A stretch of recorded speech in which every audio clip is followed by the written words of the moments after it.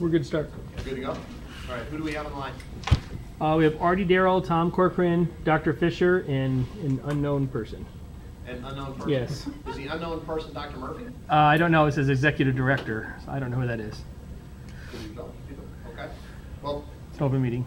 to those joining us, thank you for joining us via GoToMeeting. For everybody in the room, thank you all, and I apologize for the delay while we waited until Dr. Bosco had a couple of cookies and a couple more cookies, and we got a quorum together. So we happily have a quorum, and let's get up and going. Does everybody have the chance to review the October minutes, and they have a motion to approve? Motion to approve. All right, seconded, and all in favor? Thank you very much. Got a number of brief correspondence.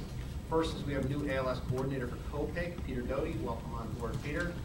New medical director for Grafton Volunteer Ambulance, Dr. Grinchfund from Samaritan. Thank you, Alex. And a report from General Schuyler that due to a staffing shortage, they're going to be in a position where they will have a total of about 108 hours where they will not be able to maintain full paramedic level coverage, and they're working through ALS mutual aid in order to cover that. So thank you very much to Nash, who's the acting chief up there, for letting us know, and they're actively working to come up with solutions for that. In the meantime, they told me verbally that they're working well within their mutual aid program to make sure they have coverage. No further ado, and not using the word Ebola, Dr. Doy now will report from the academic committee. So, academic committee, we discussed the fact the new protocols will be in effect as of January 1st. There will be an exam on the remote site that will direct you to Albany Med, that will let the paramedics take the test and take it many times a week to pass it and they'll get a certificate. There was some question as to when the app will be updated for these. We spent a large amount of time on Ebola, as everybody knows. And that's just an ongoing discussion that I'm sure will continue for the next months. Good. Thanks very much. Appreciate it. Any important news from the REMSCO? I don't think so. Carol, any important news from the REMSCO you can think of? No. You were short. What? You were short. Yeah, and brief. Kevin's back. Brief. Okay. CMAC meeting, next one is in January of 2015. SEMSCO the same. QI was canceled. The HOC, I think those 5 little letters say it all. It was a lengthy discussion of multiple components of Ebola response. Dr. Fisher tells us that he is on the phone, but he can't hear anything. And Dr. Duthaler sends a text saying that he apologizes, but he's in meetings. So we'll tell Dr. Fisher that we are working on it. I would fix before you.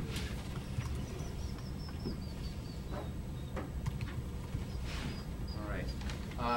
I opened up the discussions for today to people from our surrounding regions, just so we could compare plans and best practices associated with Ebola, because I thought it would actually save a lot of people time, give us all the chance to vent in a mutual forum, and an opportunity to share ideas.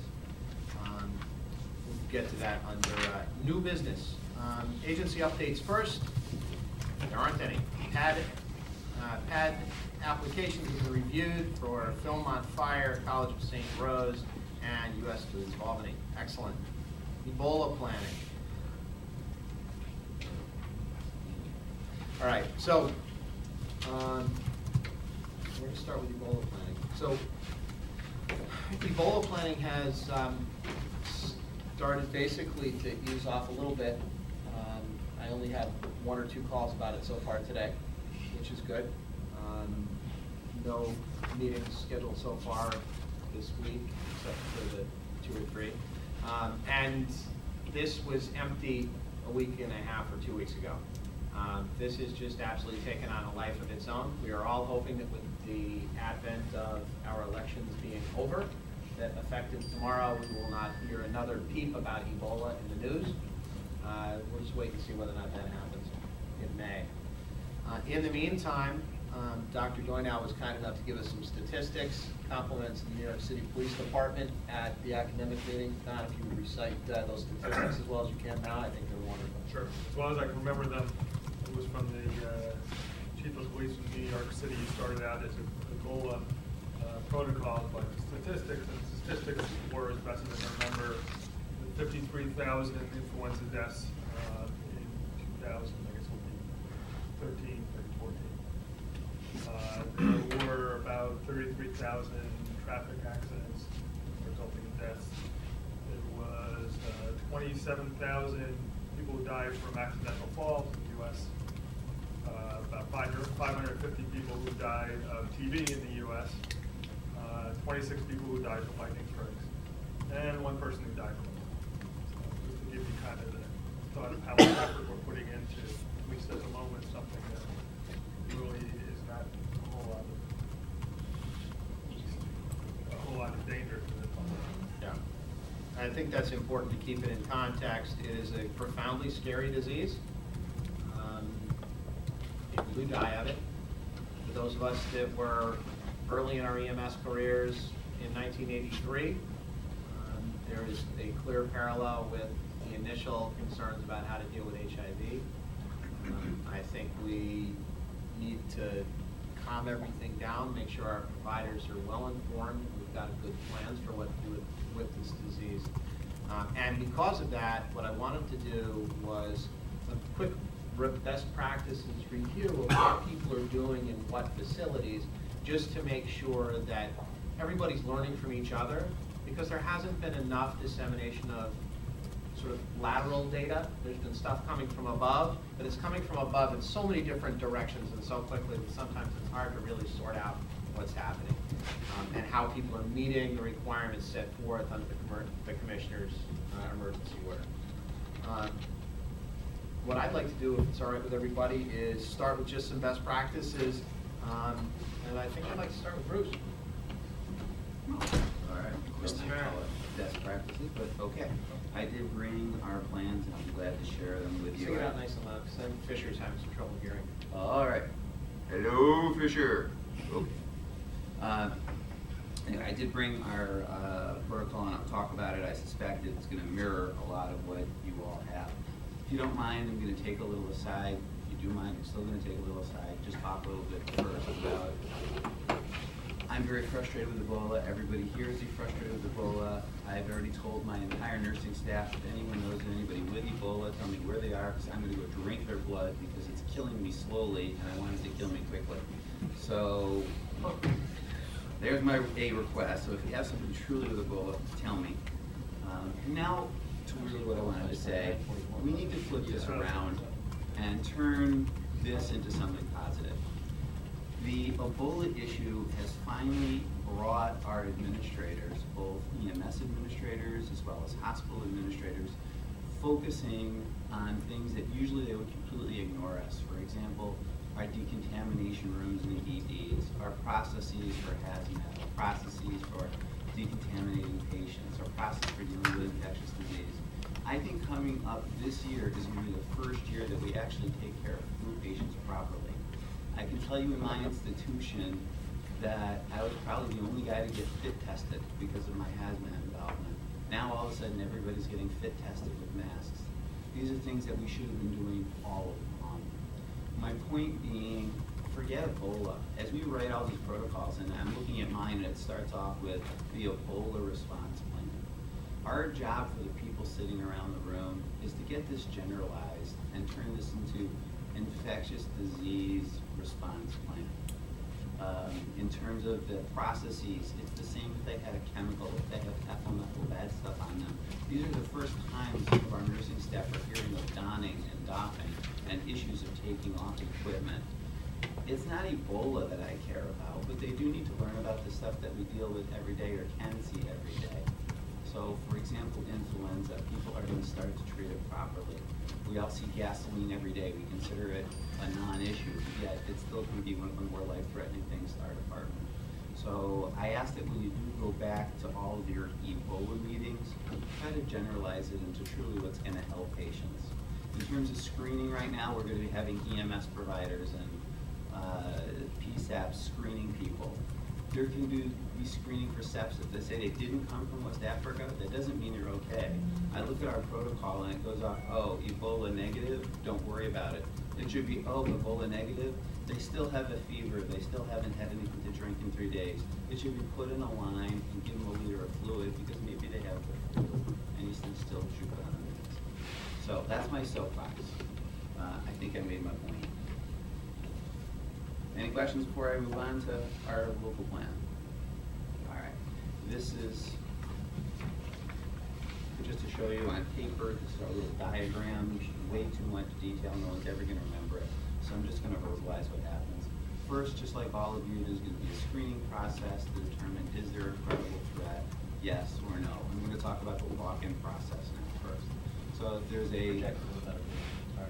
Bill still has some problem. if there is a credible threat or it's determined to be a credible threat, we happen to fortunately have a room that's about 8 feet from where patients check in. And that room has a glass window and a phone. Patient will be ushered into that room and a physician will call them and make an assessment over the phone and can actually eyeball them. So you can do remote assessment just like you do for tactical EMS. You can look at the window, look at the patient. You don't need any numbers. You can eyeball how well they're doing. And that way, if they in fact do screen positive for Ebola, we can then take time to prepare our negative flow room, get everything out of there that we have to get out of there, get the patient properly bundled, masked, gloved, and then move them into that room, and then assign a physician and nurse to actually care for the patient. Certainly the vast majority of the time, it's going to be a window assessment, a phone assessment, and say you're fine, and then they enter the general population. Should there in fact be someone we are concerned about Ebola, we are also fortunate in that we have in another waiting room. We can simply move everybody currently in the waiting room over to the other waiting room, catalog all their names, their contact information. Now, I'm actually much more concerned about flu because, as you know, this is not transmitted by breathing. So I don't quite understand why our plan has that. But in terms of the spirit of generalizing it to an infectious disease process, then people can be moved to another room. From an EMS viewpoint, EMS will hopefully call us, give us the appropriate information over the radio or the phone. Is this a credible threat? Is this not a credible threat? If it is a credible threat, they're going to ask to be sit in the ambulance apron. Patient will stay in the back of the rig as long as they're stable until this negative flow room is prepared.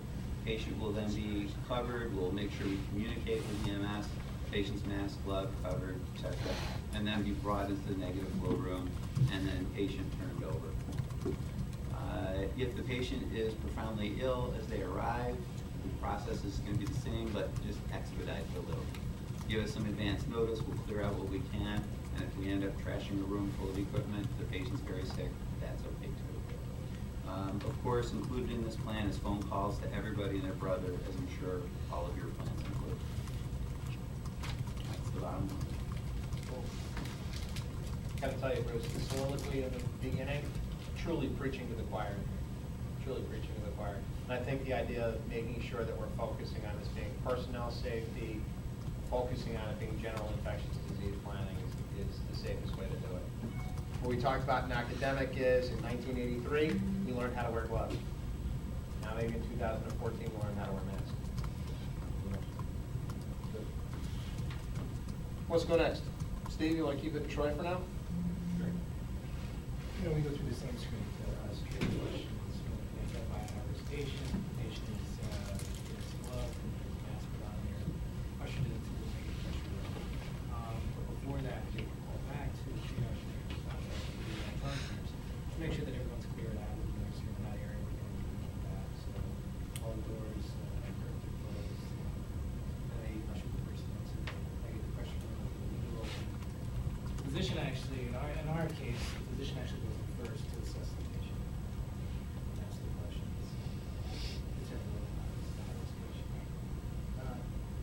If it is, then the nurse will go and assess the patient. With EMS, they're asking us to actually go out, the physician actually to go out to the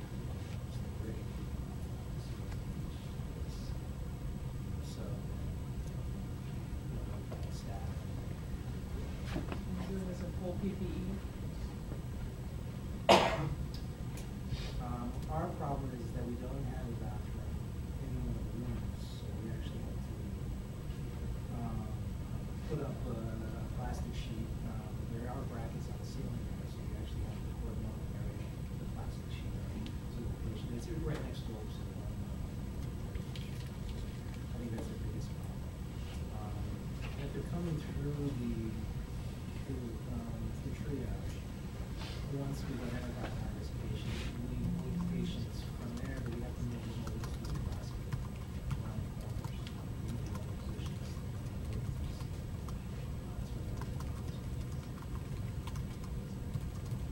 Well, one of the reasons I think it's important to share best practices is there'll be some elements of this that are so profoundly different just because of physical layouts and capabilities. You know, somebody brought up a question on one of the health department calls, said, okay, I appreciate that there's a doctor and a nurse who are now isolated to taking care of this patient.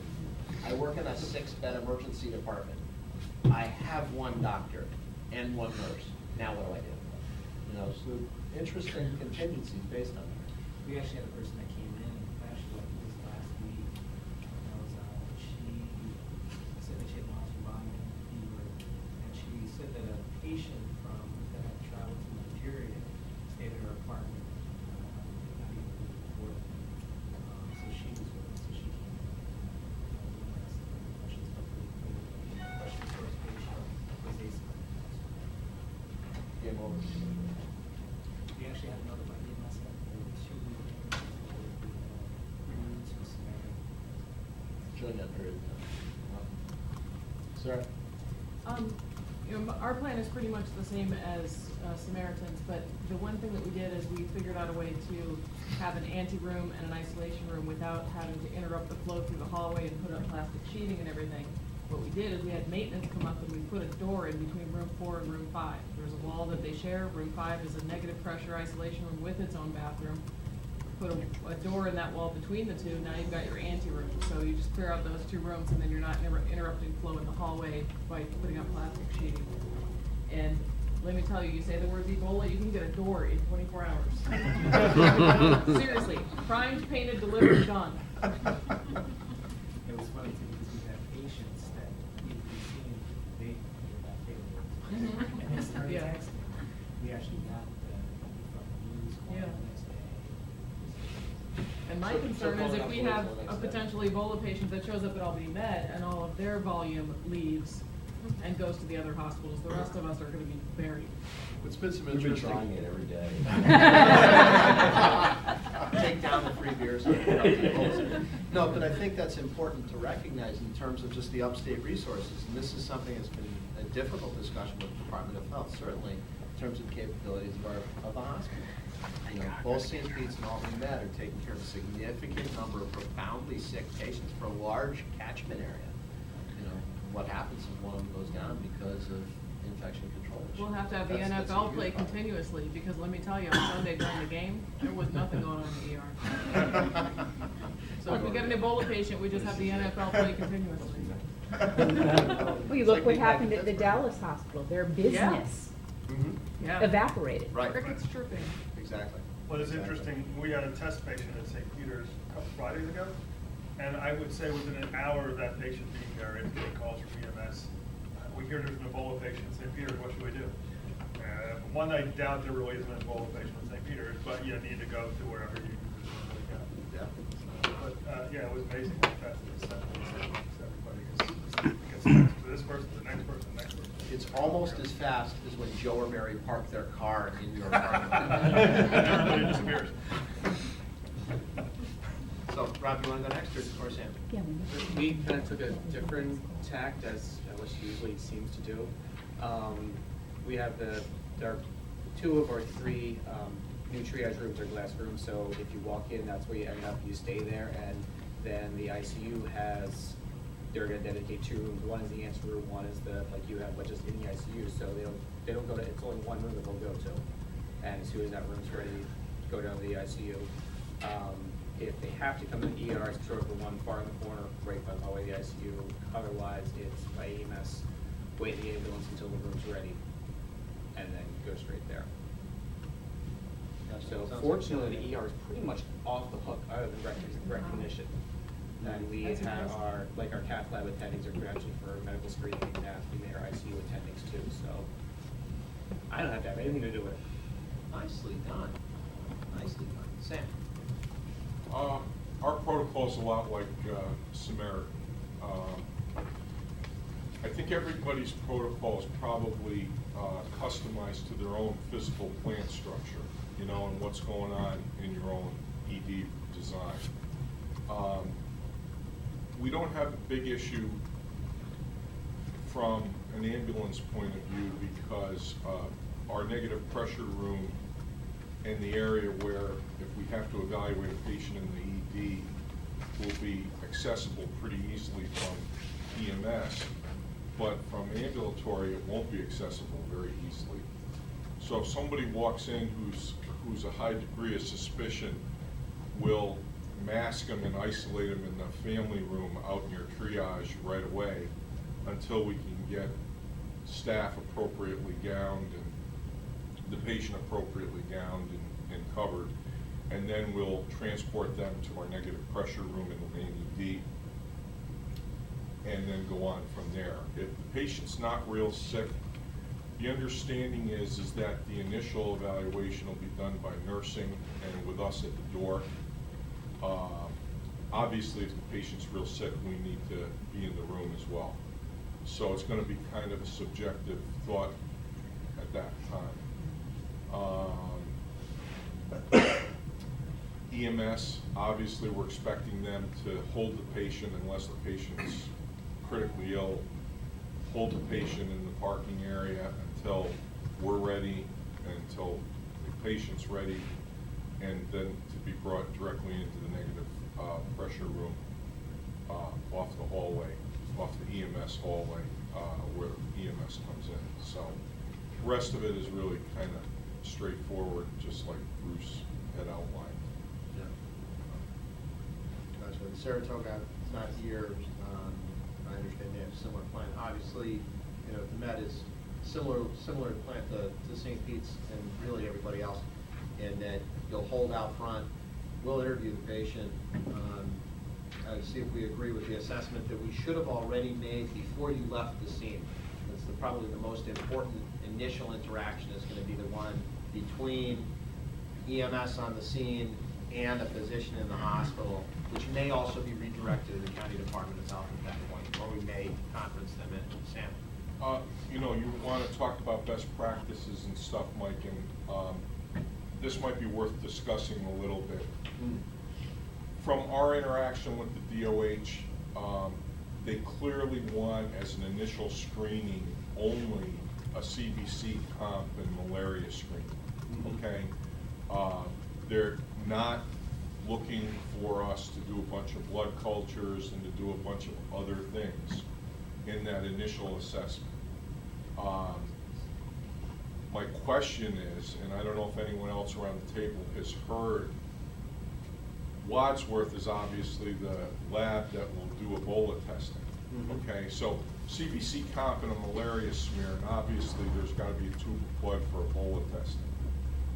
If the malaria smear is negative and the patient's of high risk for travel history, then they got to go on and get their Ebola test.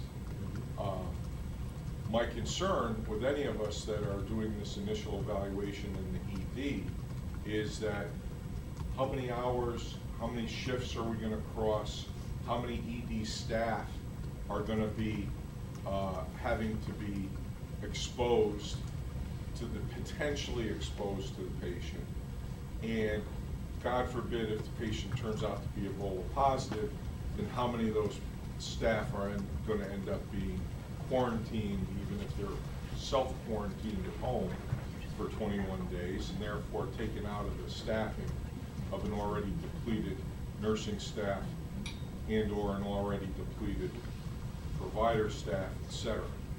So I'm not sure what the turnaround time for that Ebola test is, especially if it's a Friday night at, 6 hours. I know. Not What even happens if travel it's time. 11 p.m. Friday night? I think Is it it's going to still be 6 hours? They've been pretty clear at promulgating that 6 hours no matter what, and I think since they're between you and us, you know, that's gonna be a lot easier than say Bassett. And that's what I've been told, that Yeah. the turnaround time is 5 to 6 hours, but Wait, isn't that plus travel time for the sample? Well, I think it depends on the location. You know, so for us, it probably is 6 hours. For Bassett, 8. I don't know what other stipulations they're putting in there as well. But how many shifts? It's a great question. But the other question also becomes how long can you function in these suits, and how often you're just gonna have to change people out anyway. less than 2 hours. At least for the stuff that we have, I don't think people can last more than 2 hours in the stuff that we have. What are you gonna be doing for them though? I'll just play devil's advocate for a second and say, hey, if they're that sick that they require a lot of care, I mean, I hate to be the one to say it, but I'm not sure how much I would push to do. I mean, this is like in the back of the ambulance. If they're that sick coming in by EMS, I'm not sure I want the EMS crews doing a ton of stuff. And we had this talk, Mohawk is, how much are we gonna be doing critical care wise for these people in the back of an ambulance or in the ED, or, is there a point where the risk outweighs the benefit, on a more global scale? Do you go in, assess the need, get clinical epidemiology involved, and just say, hey, we'll look at you through the window and make sure you don't collapse before, in the next 6 hours until we get the Ebola test? I mean, I don't know. And I think that's actually going to be very provider-driven as well. And I don't think that can all be algorithmic, unfortunately. There's going to be a significant difference in the amount that someone's going to do this. At least at the Med, the only physicians that will be interacting with these patients that we're considering at high risk will be the attending. This is not something that we're going to put the residents in on. So, And I think Even in planning. the answer to the question. what about Med? I think the answer to the question is really fluid resuscitation is about the only, if one of these patients is, I can't think of why they would need surgery, but they're not gonna get surgery. Right. They're not going to, they might get a central line, they might need to be intubated. That stuff could be done, but I think the biggest issue is really fluid resuscitation and IV access. That's the biggest issue. Yeah, I agree.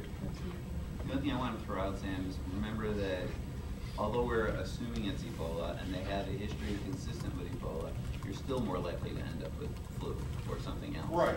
So although they're asking only for minimal blood work, I do think you need the blood cultures, and I do think you need your flu swab, and I think you do need all those other things.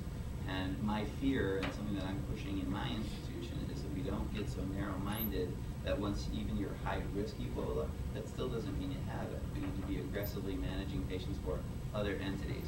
And regarding your comments, they treat cholera all orally in third-world countries.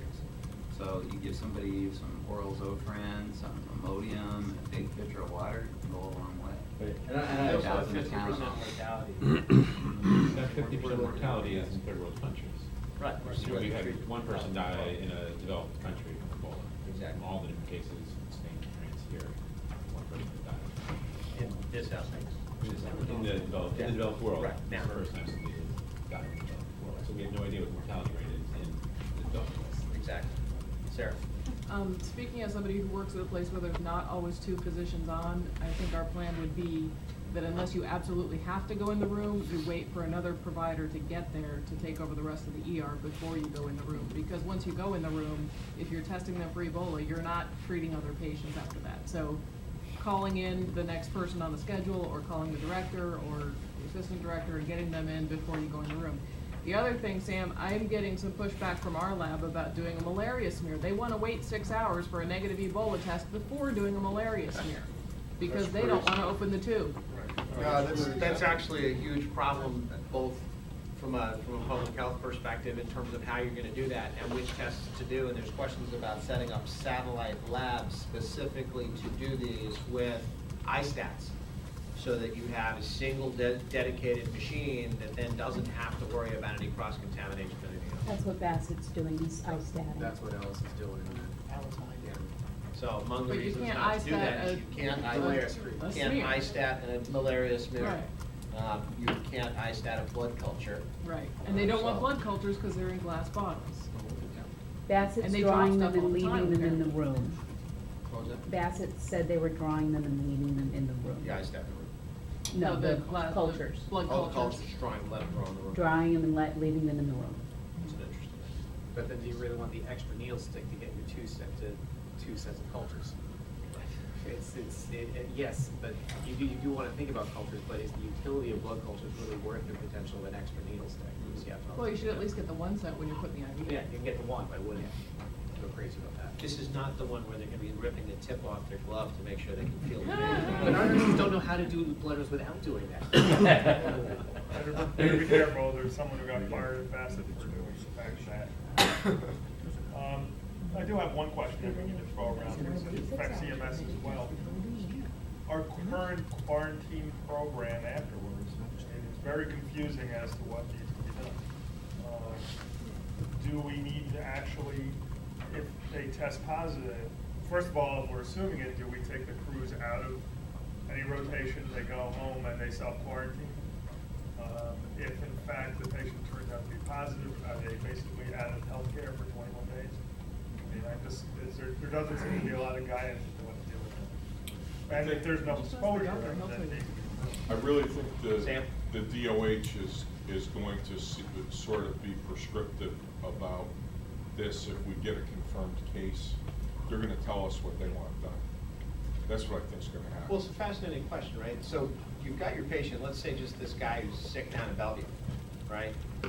If you're self-quarantining people after every exposure, does that mean you have a new nursing crew every day for 21 days?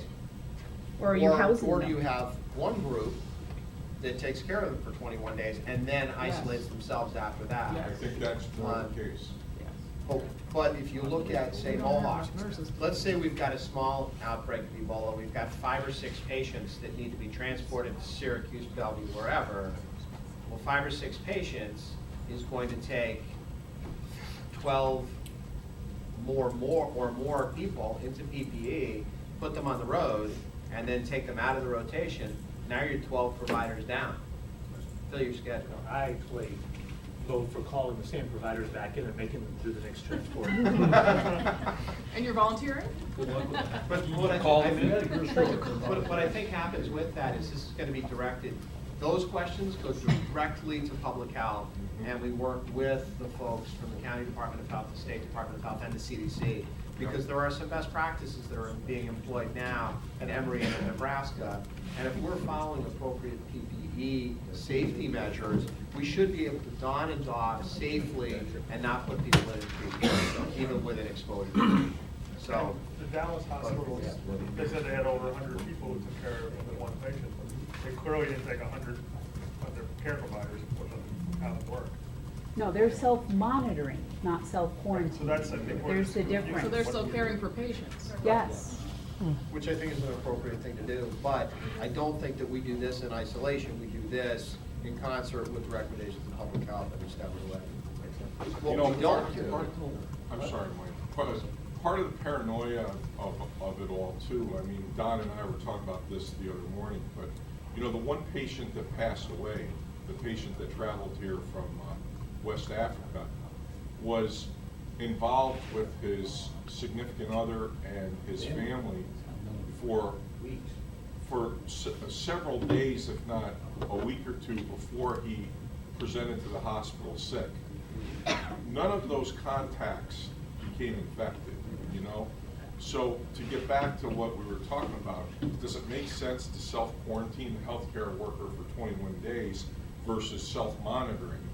And any of us who might find ourselves feeling sick after a potential interaction with a patient like this, we need to be smart enough to present ourselves for evaluation at that point, you know, and get ourselves out of the healthcare environment. Exactly. So I think that's probably, God forbid if there's any outbreak, but I think that's probably how public health officials are gonna start looking at this, but I don't know, you know. I think we're gonna have to take our direction from DOH, public health, county health, obviously, we all are making those calls if we have a patient in our ED that's got high suspicions. No, I think you're right, Sam. I think this basically for a local hospital management plan is kind of like trying to hit a knuckleball. It's not going to be there when you swing. It's going to change. So stick with people who can really make those determinations of best and guide us as well as they possibly can. From there, New York Times had an article about what you do or what you do not do on patients with Ebola in the hospital. There was an interesting and lengthy discussion with lots of commentary about whether or not you do CPR. We have had a number of discussions of these patients across the web between the physicians, but just for discussion in this group, we have a Remo personnel safety algorithm, which has gone out to all the physicians and everybody has had a chance to see. We've gotten a few comments and made some adjustments to it along the way. We'll disseminate this from here. Among the things that are on here, and I'd like to take a vote just to establish indeed this being our algorithm, we include in step 5 on patient management. My glasses back on so I can actually read the right words. Evaluate the patient with dedicated equipment if necessary. 1 dedicated stethoscope, and I'm not even sure that you should have a stethoscope present if necessary, but 1 dedicated piece of equipment. No CPR, no nebulized medications and intramuscular medications, only if needed for safety. What's not on here that I question whether or not we should is these patients should not, under any circumstances, be placed in an aircraft, right? Should not get a request for a helicopter EMS extraction. I think that's going to be less of a question because I don't think helicopter EMS is going to fly these patients. That's an official policy, corporate policy. Corporate policy is not to fly people who have confirmed Ebola. Confirmed Ebola. Or high suspicion. Or high suspicion of Ebola, so. But otherwise, I don't think that necessarily has to be placed on this algorithm. Is there anything else that anybody believes should be on this? I'm just curious, is Yeah. there a reason? It's PPE for the pilot. What's that? The pilots can't fly in PPE and they're all open cockpit. Got it, all right. I'm not sure you can safely get in and out of an aircraft wearing full PPE anyway. Well, that aircraft that they transported the people to Emory with was a specially equipped. Gulfstream. Fixed wing. Fixed wing. Right, fixed wing, it was separate air circulation in the passenger fuselage, et cetera. Yeah, this would really just be pertinent to field providers Yep. and some guidance that you use as necessary during your facility transfer. Oh, that's a good idea. That's a really good idea, Mary. What's that? King Airway if necessary. Yep. Okay.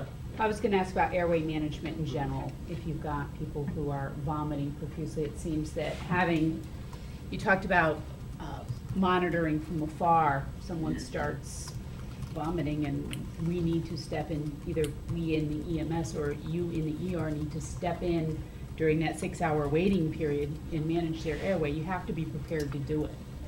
You can't say, oh, hold on, I gotta get dressed now. No, I think you can. I'm good with that. Yeah. You've got somebody down next to a tanker. You're Yeah, not well- running over to look at them, right? I don't see. Right, but if you have engaged with them and they are in your ER and you are, caring for them, you've got to be prepared to care for them. As soon as you have identified that, you need to step out, make sure that you are appropriately dressed to care for that patient with hazard.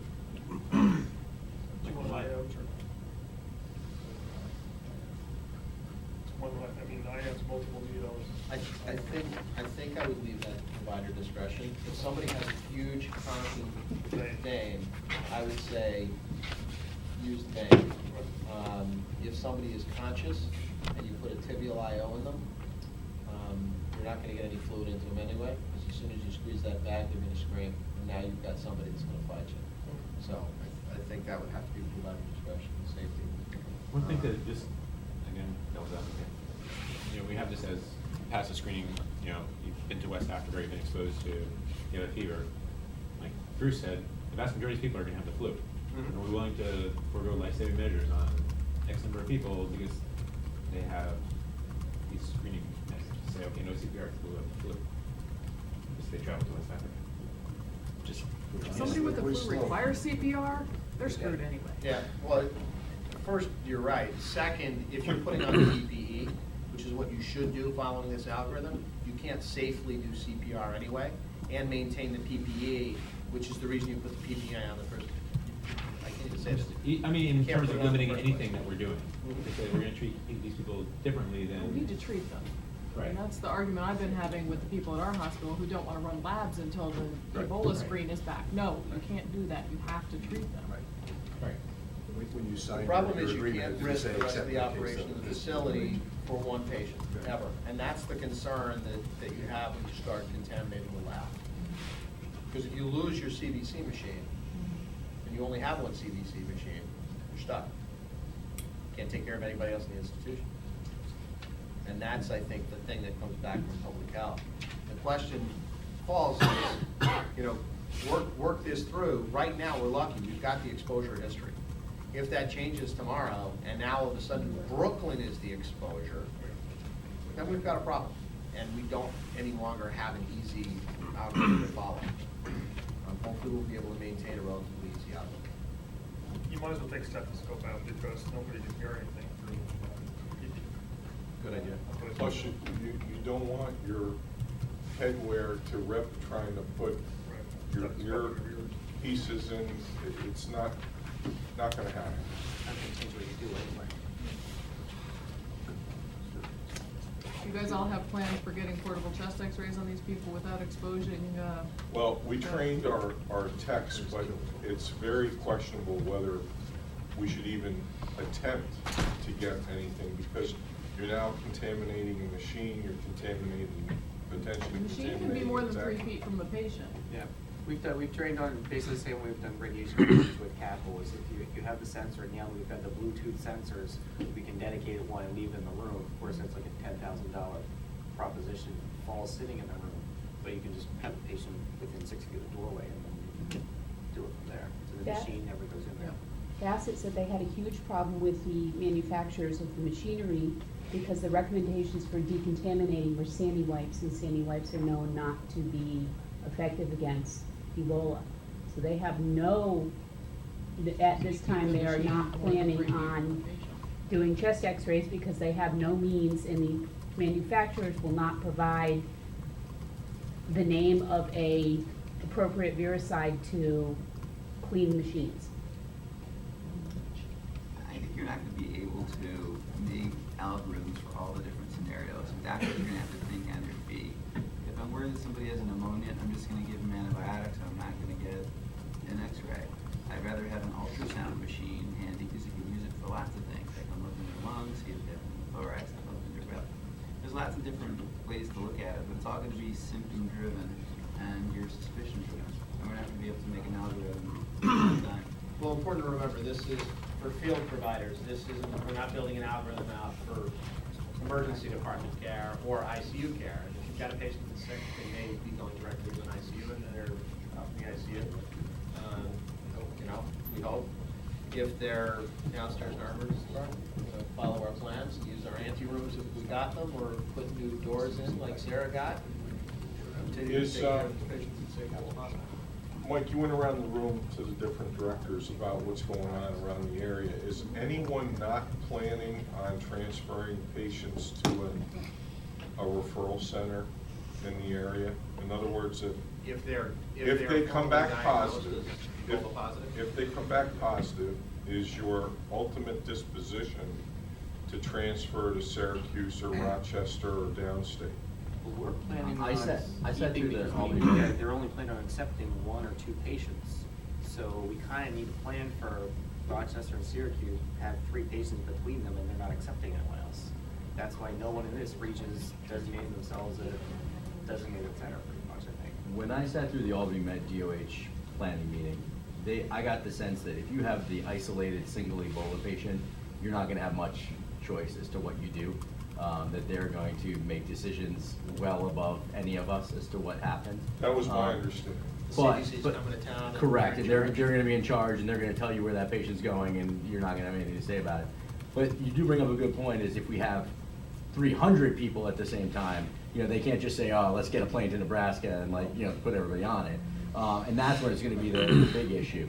But I think it's reasonable. I think all of these questions are gonna be, and I think that's why the mandate was to have an EMS agency associated with the hospitals, because then they at least have someone to go to when they say, we made this decision to go wherever, now we're gonna go. You had to have that plan in place so that we can go. I mean, I think the problem is gonna be for the EMS agency, if you truly have somebody who's sick, who's had copious amount of vomiting and diarrhea, it's not gonna be safe for them to put a small box and transport in 2 hours someplace, it's just not gonna be a reasonable way. The hardest part is gonna be maintaining PPE on the providers taking care of them. That's gonna be the hardest part. Luckily, most of the hospitals will hopefully be working with powered PAPRs, so at least you're gonna maintain a little bit of cool rather than being stuck behind N95, but still a profound problem. But again, I think you leave that to the CDC, let them do the transport, as far as I'm concerned, we can take a Mohawk ambulance, whatever, pull all of our equipment and our crew out of the back and let the I'm more than happy to be their chauffeur, to wherever they need to go, but to put a bunch of, crew members in the back for no added benefit in our, yeah, I'll drive, that's not a problem. I'll do it in SCBA, but. If As you a can make a reminder, bottle this is a last 2 hours, droplet that'll be disease. impressive. Droplet, not airborne, droplet. Whatever, I'll still be wearing it. That tank's gonna hurt in that seat. Yeah, right? All right, any other additions to the personnel safety algorithm? One question. Yeah, have any of your plans been tested, like bring a patient in with a red vest on and say, here I am, Yes. do something with me, or are they just all like paper? No, Or do you actually run through the? we've been doing a number of secret Well, shots. and it's very successful. DOH basically was requiring everyone to drill for the last couple of weeks. And ongoing drills, monthly, weekly, depending on the hospital. Joe and I were sent out on hospital surveys for the last 2 weeks. Including like your outpatient lab, they've had people show up, you have to drill what you're gonna do there. Just curious, no. The only So thing, Joe shows up, it's not to bring you coffee. yeah. No. If they were- An interesting point, and this is gonna sound really odd, one of the northern Cumberland hospitals that I was at actually went to a map, because a lot of people, the person that presented gave them a city name, not a country, and the hospital staff could not identify where that person was from, but if they gave them a map, they could point to it. It might be worth getting, I mean, I know there's a map, this is Africa, this is Ebola, this isn't, but I mean, if you had a map, from what they found up there, and the concern of where I was illegal border crossings in Canada. It might be worth having a map as opposed to just something that says the 3-country league. That would just by practice they found that. That's a good thing, and I think we actually put a map in a triage based on some of that, which came down to our hospital, so that's a really good idea. But it might be something to spread out with dispatch centers, hey, look, they might be able to give you a county versus. I think the thing that hopefully people will do is if they don't recognize somewhere, they'll ask the follow-up question, where is that? Will it always happen? No. But the reason that we want anybody that is of any concern to call a doc before they get that patient into an ambulance is we've got a plan. So hopefully at that point, we come up with something that's feasible and talk them through questions. There's always Google Maps, almost, dispatch centers that are making connections. Or providers generally have phones that they can get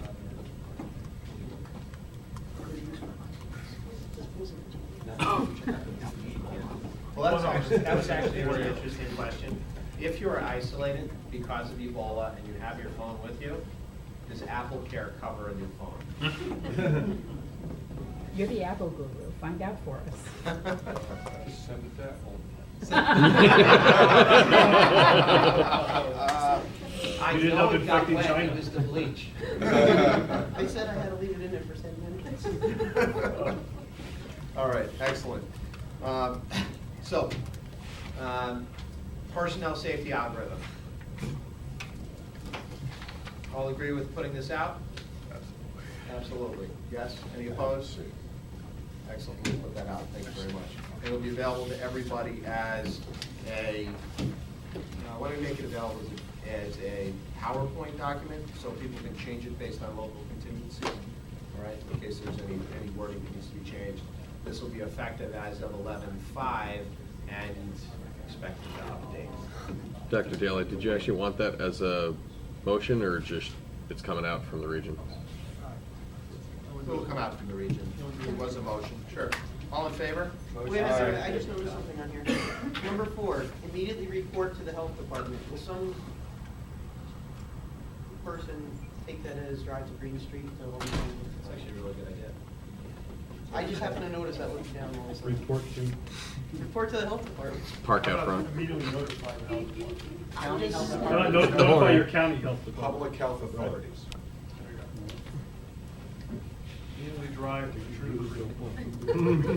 Actually, let's stop there for No, a no, second. no, I'm not trying to be funny. I just. No, Mary brings up a really good point, because really, what we need to do is, that informed, immediately upon arrival should be first. All right? Notify the hospital infection control program and other appropriate staff. That's hospital, that's what the hospital Yeah, should we don't do that. Report to the health department, that's going to be responsibility of either supervision at the agency, the health department, or both. That's not gonna be the crew. So the only one that really needs to be in there and should be in there is immediately upon arrival, remain in the ambulance. But you should They should notify also the have to hospital. notify the hospital, You so they know do that need you're to there. notify the hospital. Early Notify notification of the hospital. Just scratch out the excess verbiage there. Yep. Good, nice catch, Mary, thank you. Nobody will end up at. I figure they'll go to Green Street and it'll be a Mohawk problem, but Like, you could add some language too, relative to either notifying, like a study of. like, based on your local protocol. Notifying your agency's management or county health official or whatever your local authority may be. I mean, at the very least. Additional notifications as appropriate in there. Yeah. How about, and immediately upon arrival in the hospital, remain in the ambulance and await instructions? Yes, Remain in yep, it's got that one. Do you want to notify the hospital? We know you have the contact medical control list. Stratification should not, once the receiving hospital has been identified, they should be notified versus waiting till you're down a full board. So basically between 2 and 3.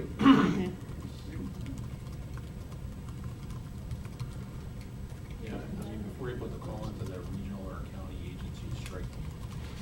Like that. You should notify the receiving hospital so they can start making records. Would you want to do the strike team should be the one calling? Well, you need to know whether or not these are clinically stable, not clinically stable, what level they are at before you notify the hospital, right? So that actually becomes part of 4 anyway, doesn't it? So, Do you want to notify the hospital prior to transport? As a point on the way?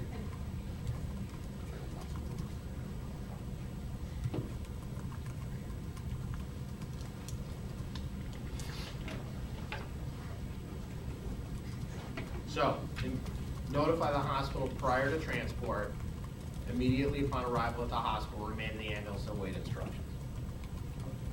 Are you leaving that as number 4? What? Are you leaving that as number 4, Yeah. the whole notify thing? Yep. Then you gotta remove potentially remove or change the language on the line right above it, in between 3 and 4, that says follow agency-specific plans for transport. Because it would presume that you've already initiated transport at that point. It seems to me that almost all of the notifications should take place prior From the to same- transport. Whether it's through the PSAP or whether it's through, a direct, if you haven't made patient contact and potentially contaminated yourself or whatever, you can make your own phone calls. I guess at that point, you really care for transport. I mean, it seems like all the I think all the notifications should come as soon as there's the suspicion, which seems to be between 2 You and get 3. the suspicion, then you risk stratify. Well, I mean, in reality, a lot of this stuff takes place simultaneously. I mean, and in some of it in the blink of an eye. I mean, I don't have to physically go looking for copious diarrhea and stuff like that. I mean, I can kind of. Yeah, I mean. The Gestalt. If it's, yeah, I mean, so, I mean, once step 2 is done, it seems like you can make whatever notifications need to be made. And then, oh, by the way, don't forget to be very aware of all these other things. And how many of you want an ambulance parked in your apron for a half hour, 45 minutes, or an hour waiting for the hospital to be ready? It better not But take if that If long. I'm in the back of the ambulance, definitely not me. As opposed to, As opposed to, we won't leave the scene until you're ready. Until you're ready, right? We're gonna shelter in place Right. until, and not be fully guarded until you say you're ready, and then we're gonna come direct. That's actually already part of our. Cramped up within 3 In the feet small for an confined hour space of waiting. the box. Exactly, we're not gonna put the person in Have them sit on their couch until. That's a good idea. I don't have an objection either way. You're in a big house.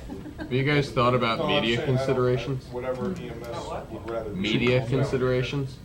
That's why I don't wanna be sitting there part of this. I'm agreeing with you. Howard Hughes is the make your Piece of, public information, got it. And those guys, I was saying, a lot of the counties are saying, it's out of house, call us, we'll do all that for you. County health. I was just contacted by a county health department, and they said, you know, if we've got somebody in the house, we'll call you directly, without putting it through 911. What'd you say about? I just had a call when I stepped out before, that was a county health department calling and saying, if we identify somebody in their home, we're gonna call you directly to get them moved and not put it over Airwaves 101 for the world to know about. We have the contingency both ways. If the call may come in as a 911 call, in which case the PSAP's gonna dispatch it with just a, hey, be aware that this has some symptoms and they traveled, according to the dispatch cards. And the initial crew is gonna get there and make a 6 foot, we like 6 feet instead of 3. You know, determination on whether or not this patient really is a high risk. And then the strike team will be notified, and the initial crew isn't even really making patient contact at all, and if they do, they're gonna take their time to step out and garb up in what they've been trained. So, and then the other scenario is that somebody went into a county health clinic sick, they made a determination there, in which case, they're gonna make the notifications more quietly, probably, kinda like what Beth just said. So, I mean, I think every scenario could potentially happen with all this, really. But as good as the PSAP is in collecting information, we all know, they don't get it right all the time. And you walk into a situation that you're, you know. Frankly, ours does. And I mean, I tout ours all the time. The Columbia County 911 Center is top notch, and we have no doubts that whatever information they've gotten is thorough and accurate. Well, the reality is, right, that the patients aren't always gonna ask answer the questions you ask. True. Right. Yeah, there are You get the limitations. answers. No, that's why the initial, So. you know, the initial crew has to have some index of suspicion. Now, your initial crew, are you guys eliminating if it's a suspect patient, are you eliminating the BLS FR guys? Yes. Yes. Okay, I just wanted to be If sure, it's because no one dispatched, mentioned that. 'cause yeah, if they're it's not dispatched that included. way, no PD and We no already no pulled those BLS. out. The initial Are you advisory was using no BLSF. PD at all to Not even control on scene. people Only- left behind? No PD to respond for that purpose, for the purpose of first response. We have PD units that oftentimes respond with EMS crews for the purpose of assisting the crew with the patient. PD is probably gonna come to the scene, especially if there's a shelter-in-place issue, or if there's some risk that the patient says, whoa, I don't want none of this, Back to the Future looking guy coming at me, and, you know, I'm leaving, I'm out of here, then the cops are clearly gonna be involved in that, but. They probably should be notified. Yeah, the notification is not, I'm not talking about notification, I'm talking about response. The sheriff and the captain of the state police in Columbia County will both be notified directly if something like that happens, and it'll be done through back channels as opposed to broadcasting over The the law air. enforcement contingencies associated with this are a whole different ball of wax and a significant amount of conversation. Yeah, our county DOH is supposed to be working with law enforcement to get them at least trained to an awareness level and make sure that they're aware that they should Right. not be going to these calls, even if they just hear them over the radio. Oftentimes, the cops just stop by to help out. A lot of them, I mean, I got a state police sergeant that works for me part-time. A lot of these guys just pop in and help out just because they're in the area when they're on the road. And you know, they're being instructed not to when it's a sick person call, or if they hear that dreaded travel to Liberia thing. All right, so what I will do is, I will take this, make the changes that are here, we'll put it out to the group, 24 hours for comment, and we'll post it on Friday. Sound good? All right, thank you very much, everybody. All right, a couple of other things to talk about. The Commissioner hosted a conference call that I participated in, as did some others. There were a number of questions raised to both the Commissioner and to Dr. Burkhead, who is in charge of public health in the state. Among the things that we requested in a letter to the Commissioner was an easing of the Commissioner's emergency order for smaller agencies, the ability to have some dispensation for Part 800 requirements in ambulances that are going to be designated for transporting the patients. Mary was nice enough to tell us in academic committee that there may be something forthcoming in the future that may address some of these things. So that's going to be interesting, and hopefully we get some answers there that will be helpful. Small agencies cannot meet the stipulations of the Commissioner's emergency order, unfortunately, and these are really taking a big hit on large agencies as well. Other things just to touch base on, you talked a little bit about the protocol rollouts, and then I think that gets us to the end of most of our new business. Certainly gets us through the Ebola planning. Old business. Jason, can you give us a quick 15-second on the patient care guidelines for LifeNet? Sure. And then anybody review them and have any questions for the good Dr. Cohen? All 600 pages done? I went through 30 pages that he sent out on the Cliff Notes. The Cliff Note changes. Actually, I can say that John Morrissey went through them all, and John didn't find a complaint. Remarkable. Excellent. Well, tell John thank you very much for the efforts on our part. That sounds awesome. Good. All right. We have a motion for approval of the LifeNet done. Second, also done. All in favor? Slap the table. LifeNet has new patient care guidelines. So we Thank start you, working Dr. the Cohen. 2016 one. What? So we start working the 2016 one. Just like we do with ours, exactly. Any items from the floor? If anybody says Ebola, they get ejected. Scott? Marburg. Marburg. Nobody say MERS, no Marburg. Anything else? There's one thing, Schenectady Fire, Dave Massaro and I are working on a fire grant. I don't know the exact grant that we're working on. There's a couple different ones that possibly to replace all of the LifePak 12s in the region with LifePak 15s. We're writing a grant, attempting to write a grant for that. So you'll probably be hearing from Dave regarding what equipment you have, what needs to be replaced, and we're actually hoping to roll a Lucas in for every LifePak into that grant also. Don't know how much we'll get, but we can always ask. If we get half of what we asked for, that's better than nothing.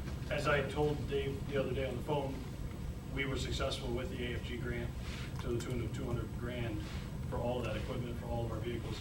If you want our narrative and all that stuff, I'd be happy to share it. And we used a grant writer, just for what it's worth, $2,500.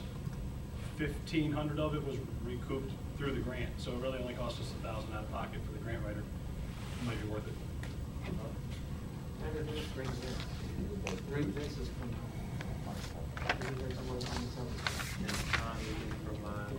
Waterloo, also very good at that. Great project, thank you. Anything else, anybody? Motion to adjourn. Sorry. 2 introductions, my apologies. So after adjournment, of course, Tim Jolis, one of our residents, Justin McKinnon, one of our residents. Welcome, guys, thank you very much.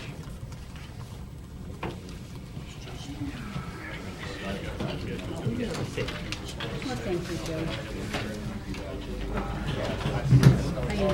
Actually, I'm going to my own way to do it.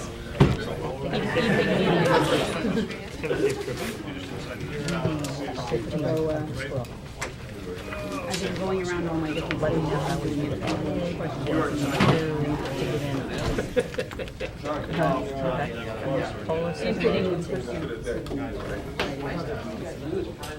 Okay. How are you? Just me, or are we just totally freaking overreacting to all this? We have a response team.